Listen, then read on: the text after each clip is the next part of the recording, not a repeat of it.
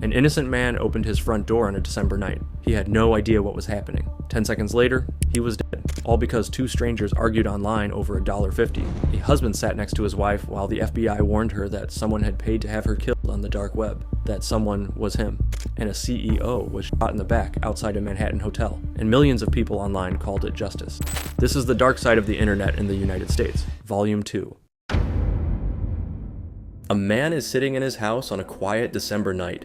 He's not a criminal. He has no idea what's about to happen. And in about 20 minutes, he's going to be shot dead on his own front porch by police, all because two strangers online had an argument over $1.50. This case has been mentioned here and there, used as a footnote in videos about gaming culture or online harassment. But the full story deserves its own space because what happened on December 28th, 2017, in Wichita, Kansas, is one of the most absurd, devastating, and preventable deaths in the history of the internet. This is the story of Andrew Finch.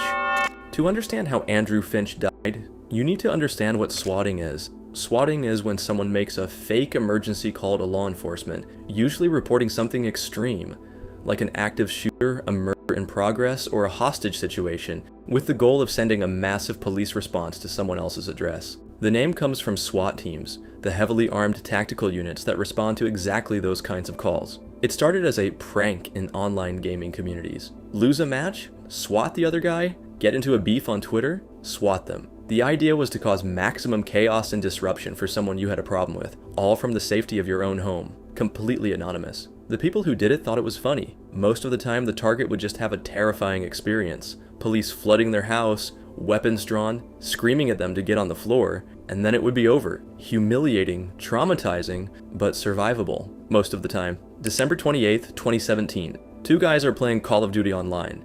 Their usernames are Vaporizer and Miracle. Their real names are Casey Viner, 18, from Ohio, and Shane Gaskell, 19, from Wichita, Kansas. They're in a tournament on a platform called UMG Gaming. At some point, there's a friendly fire incident. One of them shoots the other's character by accident, or maybe on purpose, depending on who you ask. They lose the match. They lose their bet. The bet was $1.50, $1, 50 cents. The argument spills off the game and onto Twitter, where they start going back and forth. Viner threatens to swat Gaskell. Gaskell, apparently not taking the threat seriously, responds by giving Viner an address in Wichita. Here's the thing, it wasn't his current address. It was an old one, a place his family had been evicted from back in 2016. He had no idea who was living there now, and then he said, "Go ahead, I dare you." Viner took him up on it. He reached out to a guy he knew online, a guy with a reputation in certain gaming circles as someone who would swat people, for money, for fun, for basically nothing. His name was Tyler Barris. He was 25, lived in Los Angeles, and by this point had already made dozens of fake emergency calls across the country. Bomb threats, shooter reports, hostage situations. He'd called them in to schools, to TV stations, to the FBI, to the FCC. He did it constantly and had never faced any real consequences. In the swatting world, he was known as a professional. Viner gave Barris the Wichita address, and Barris did what he always did. He picked up the phone. That evening, at approximately 6:30 p.m., Barris called the Wichita Police Department from Los Angeles. He used an app to mask his location, making it look like the call was coming from inside Wichita. He gave them the address on West McCormick Street, and then he told them a story. He said his name was Ryan. He said he was at that address. He said he had just shot his father in the head. He said he was holding his mother and his little brother hostage. He said he was thinking about setting the house on fire. He said he had a gun pointed at his mother. He was calm, measured, convincing. The dispatcher asked if police were coming. He said yes. He confirmed the address. Then he hung up. Andrew Finch had absolutely nothing to do with any of this. He was 28 years old. He had 2 kids. He lived at that address on West McCormick Street with his family, his mom, his sister, his children. He'd never heard of Casey Viner or Shane Gaskell. He'd never played a Call of Duty tournament in his life. He had no idea that somewhere across the country, a stranger had just told the police he was a murderer, holding his family at gunpoint. That evening, Andrew was just home, probably watching TV, probably getting ready for the end of the year. 3 days before New Year's, then the police showed up. And not just a couple of squad cars, a full tactical response. Officers swarmed the house. They had rifles, they had gear. They had been told there was a man inside who had just killed someone and was threatening to do it again. They were ready for the worst. Someone knocked, someone yelled commands. And Andrew Finch, hearing the commotion outside his own house, opened the front door to see what was going on. He stepped onto the porch. He looked out at a sea of police officers pointing weapons at him. He raised his hands, he lowered them, he raised them again. Witnesses said he appeared confused because he He had no idea what was happening. Officer Justin Rapp was positioned 40 yards away, armed with a rifle. He later told investigators he thought Finch was reaching for a weapon. There was no weapon. 10 seconds after Andrew Finch stepped outside, Rapp fired. The bullet hit Andrew in the chest. He stumbled backward into the house and collapsed. He was dead within minutes.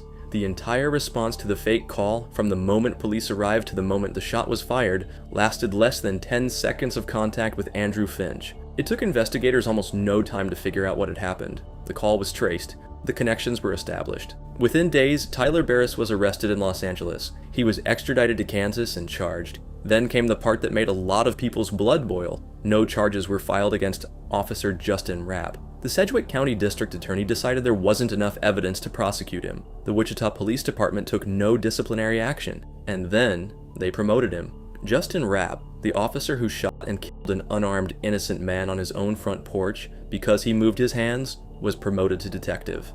Andrew Finch's mother, Lisa Finch, stood in front of cameras and said what a lot of people were thinking. They swarmed this house. They shot him. They didn't give him any warnings. He was in the sanctity of his own home. He was unarmed and shot and killed. The city of Wichita eventually settled with the family for $5 million. The officer kept his job. The legal fallout for the three gamers was, frankly, a mess. Tyler Barris pleaded guilty to 51 federal charges, including cyberstalking resulting in death, making false emergency reports, and a long list of other swatting incidents across 17 different states. He was sentenced to 20 years in federal prison. Casey Viner, the one who started the whole thing by threatening to swat someone over a $1.50 bet, pleaded guilty to conspiracy and obstruction of justice. He received 15 months in prison. Shane Gaskell, the one who gave out the wrong address and taunted Barris to go ahead, pleaded guilty to wire fraud and was sentenced to 18 months. 15 months? 18 months. For a chain of decisions that ended with an innocent man dead on his front porch. There's something about this case that goes beyond the individual tragedy of Andrew Finch, as devastating as that is. Because swatting didn't stop after this. It kept happening. It still happens. After Barris was arrested, the practice didn't disappear, it migrated, evolved, and in some ways got worse. Streamers get swatted live on camera. Schools get swatted in the middle of the day. People swat their neighbors over noise complaints. People swat strangers as a joke. In 2019, Kansas passed the Andrew T. Finch Memorial Act, which made swatting that results in injury or death punishable by 10 to 41 years in prison. A handful of other states followed with similar legislation. But here's the thing, the federal law that already existed when Barris was sentenced gave him 20 years for 51 charges combined. That's less than 5 months per offense. That included years of swatting activity across 17 states, a bomb threat to the FBI, and a death. The legal system was not built for the internet, and the internet figured that out a long time ago. There's one more detail about this case that I think about a lot.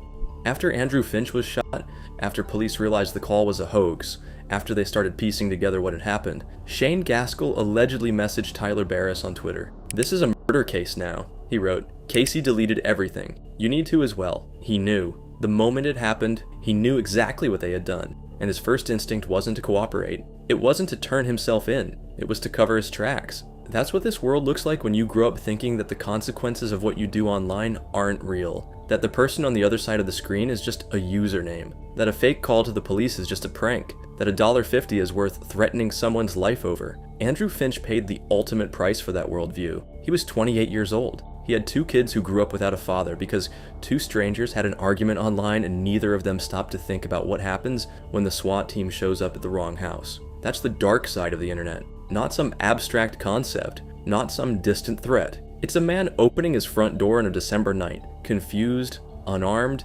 hands raised, and 10 seconds later he's gone. Our next case takes us from a video game argument to something that sounds like it's straight out of a thriller novel. A man who wanted his wife dead. A dark website that promised to make it happen.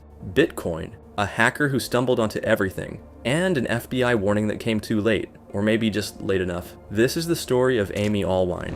In our last case, a man died because 2 strangers had a $1.50 argument online and decided to weaponize the police against each other. This next case is different. This one was planned. Methodical. It took months of preparation, thousands of dollars in Bitcoin, and a dark web hitman service that turned out to be a complete scam. And when the hitman never showed up, the husband decided to handle it himself.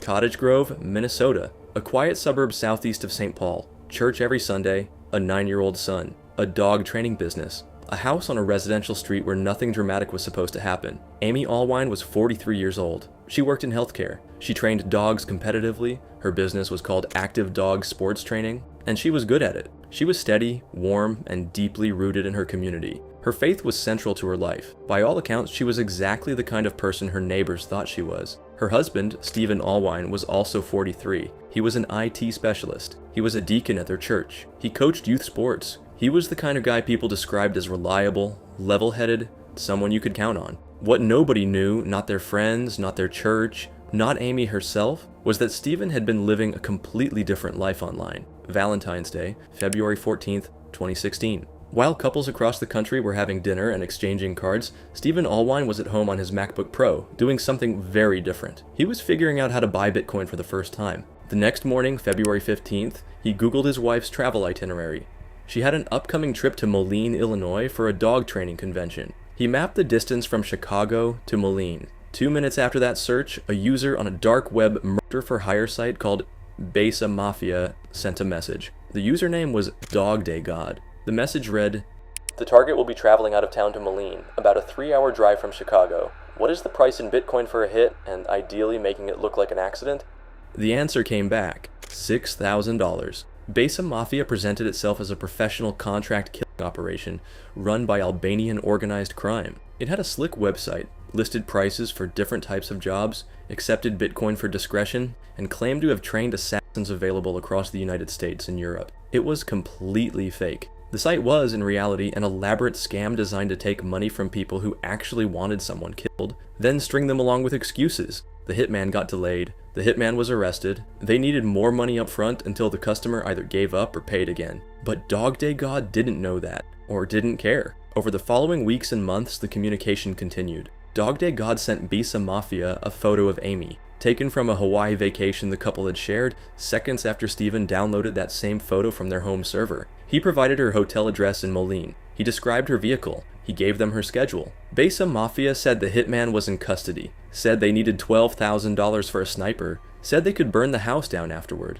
said and said and said, and Stephen Allwine kept paying. Meanwhile, an ethical hacker, someone who breaks into systems to expose vulnerabilities, not to exploit them, had quietly infiltrated Besa Mafia's database. He found everything, thousands of messages, usernames, Bitcoin transactions, hit requests from real people all over the world, targeting real people in their real lives. He forwarded everything to the FBI. The FBI started reading, and buried in those messages was Dog Day God's correspondence, months of back and forth about a woman named Amy Allwine in Cottage Grove, Minnesota. In June 2016, 2 federal agents drove to the Allwine home. They sat down with Amy and Stephen in their living room and told them the news. Someone had paid money on the dark web to have Amy killed. The FBI had intercepted the communication. They were there to warn her. The Allwines sat there listening, side by side. Stephen Allwine, he-man who had spent months negotiating with a dark web assassin service to murder his wife, sat next to her and listened to federal agents tell her that her life was in danger. And he said nothing. Amy was terrified. She cooperated fully with investigators. She installed a new security system in the house. She checked in with police. She tried to figure out who could possibly want her dead. The answer was sitting right next to her.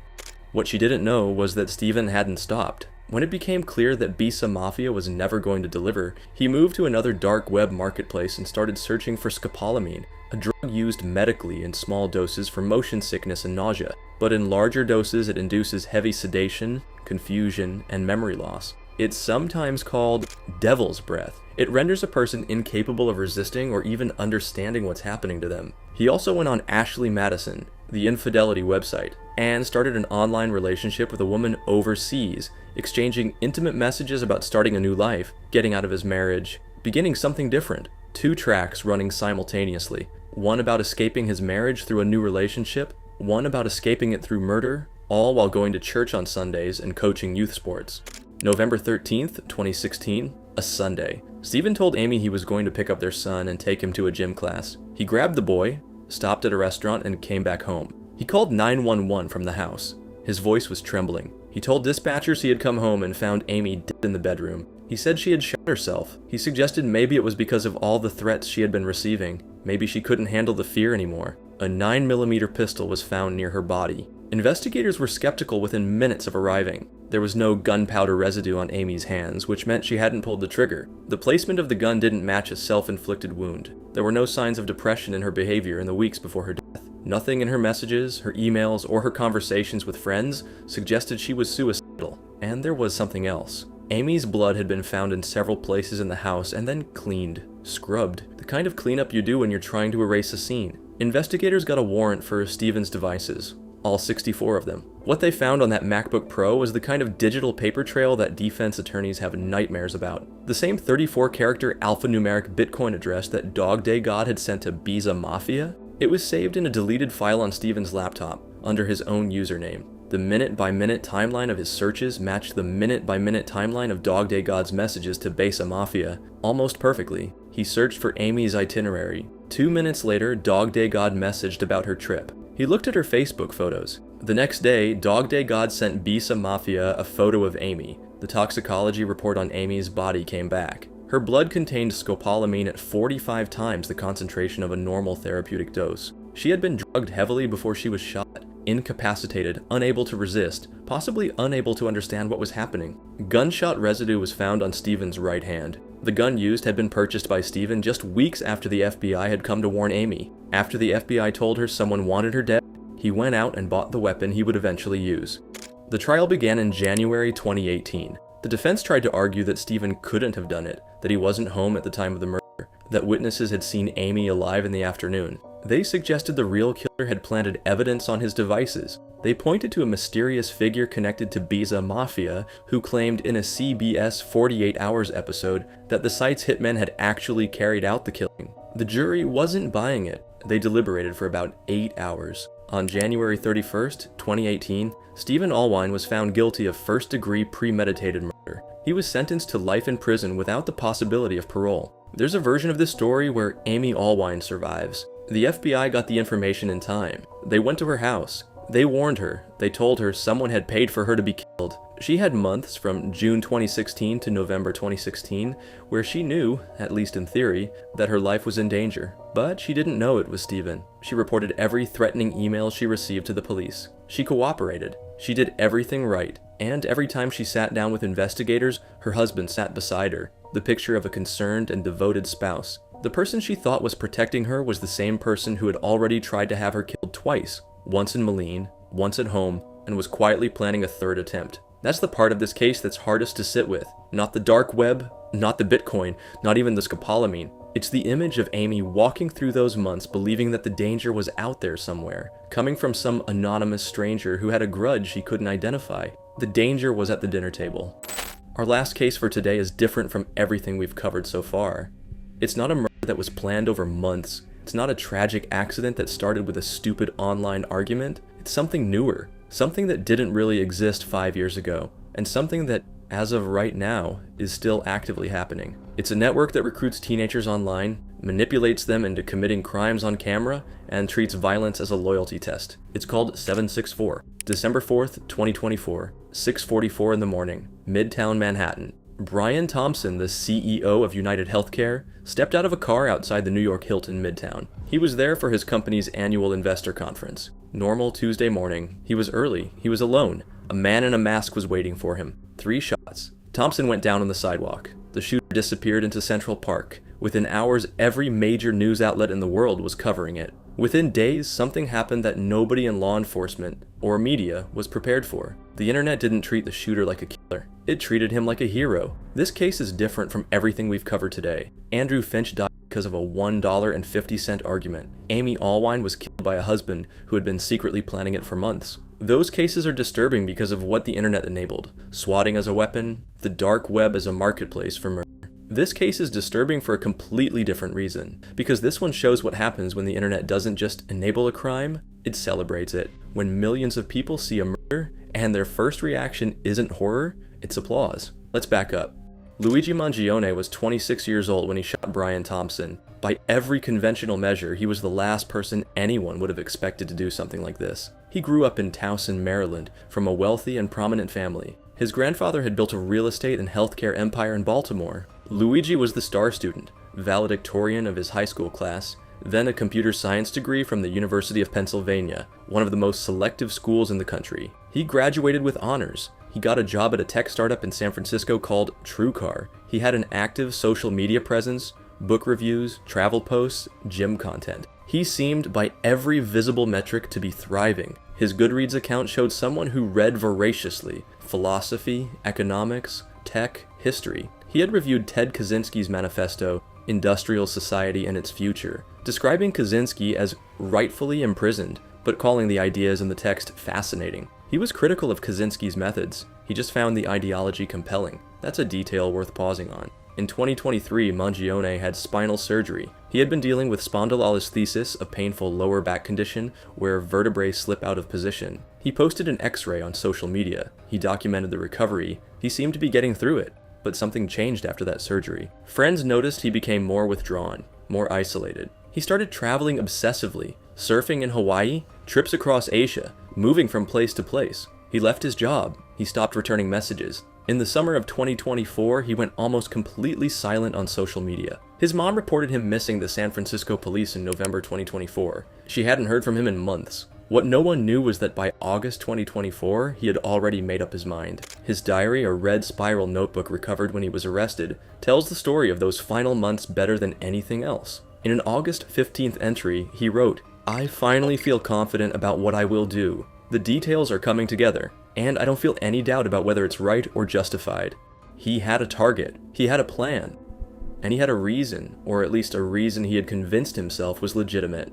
He was furious at the American health insurance industry. His written manifesto, 3 handwritten pages found on him when he was arrested, described the industry as a system that extracts human life force for money. He wrote that United Healthcare, specifically, had denied claims at a rate that he considered criminal. He chose them because they were the largest health insurance company in the country. He chose Brian Thompson because he was the CEO, the most visible face of the company, and because the annual investor conference was a public enough event to send a message. He wrote, "So, say you want to rebel against the deadly, greed-fueled health insurance cartel. Do you bomb the HQ? No. Bombs equal terrorism." He reasoned that targeting a single executive at a public conference was targeted and precise and doesn't risk innocence. He had even considered a mass casualty event in Maryland. He was glad, he wrote, that he had procrastinated on it because the delay let him focus on something more morally defensible. The bullets he used had words engraved on the casings: delay, deny, depose. A reference to the insurance industry's standard tactics for avoiding claim payouts,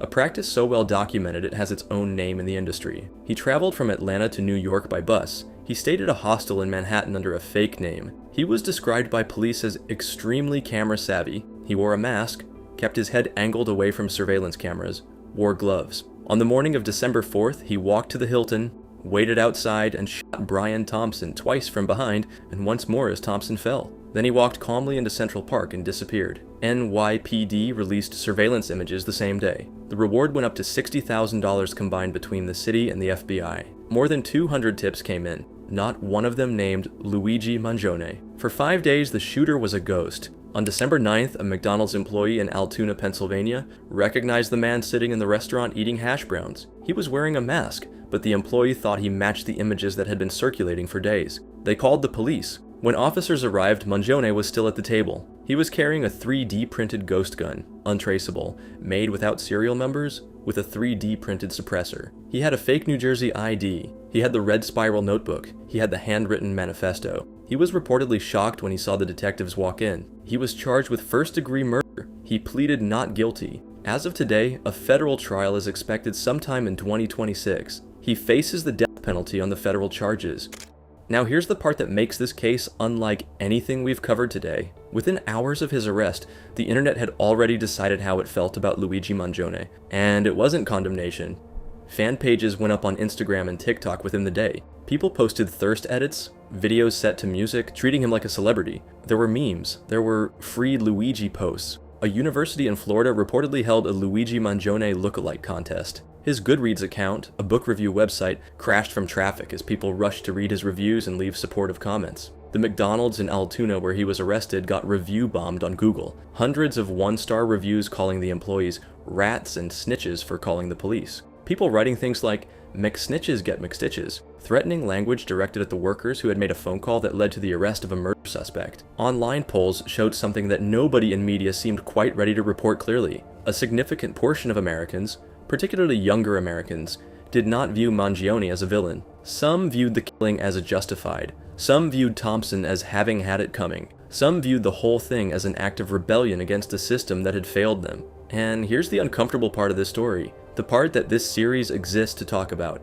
Was the internet response manufactured? Was it a fringe minority being amplified by algorithms? Or did it reflect something real about how a generation of Americans feels about the healthcare system, about claim denials, about bills that bankrupt families, about a system where the company's stock price goes up when they reject more claims? The answer is probably both things are true at the same time. The internet took genuine, widespread frustration, the kind that builds up quietly over years of medical debt and rejected claims and prior authorization letters, and it turned a calculated murder into a symbol. It stripped away Brian Thompson the person, a father, a husband, someone with a family who watched the news that morning, and replaced him with a logo, a stock ticker, a denial letter. And it took Luigi Mangione, a deeply radicalized man who had spent months planning to shoot someone in the back outside a hotel, and turned him into a folk hero, a revolutionary, a guy who finally said what everyone was thinking. That's what the internet can do. It doesn't just reflect culture, it shapes it. It compresses complex moral questions into memes and trending sounds. It rewards the most extreme take. It creates parasocial relationships with killers the same way it does with pop stars. Mangione's own diary makes clear that he understood this. He wasn't just trying to kill Brian Thompson, he was trying to win the court of public opinion. He calculated that targeting a CEO at an investor conference would be well received. He thought about optics. He thought about messaging.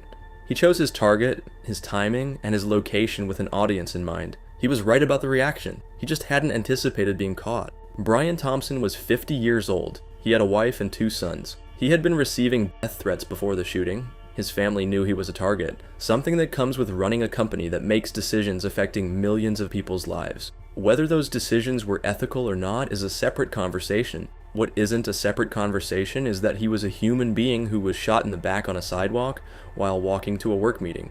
The system he represented may be broken. The frustration people feel toward that system is real. None of that makes shooting someone in the back the answer. And the internet's ability to convince people otherwise, to transform rage into celebration, to make murder feel like justice is one of the darkest things it does.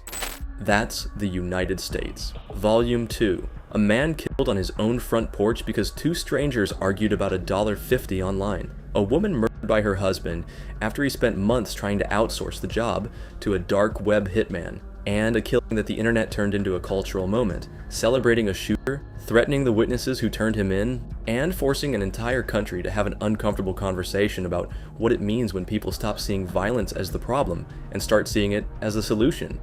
The dark side of America's internet isn't just the crimes, it's the reaction. Which country should I cover next? See you guys.